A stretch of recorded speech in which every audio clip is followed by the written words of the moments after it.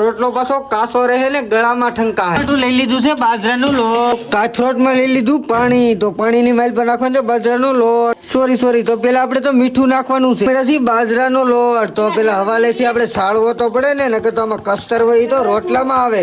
તો આપણે પાણી નાખીને ગારા જેવો લોંધો કરી નાખ્યો. પછી તો ખબર પડી આ તો રોટલો બનાવવાનો છે. તો ગોળીઓ કરી નાખ્યો આપણે લોંધો. તો ટીપી કરી નાખ્યો છે કાથરોટ જેવો. ઘડીક તો આપણે જોયું ને તા તો બની ગયો આપણો બાજરાનો રોટલો. તો નાખી દઈ તાવડીમાં. તો થોડીક વાર આપણે વેટ કરવી પડશે, નકર તો રોટલો પાછો કાસો રહે ને ગળામાં ઠંકા.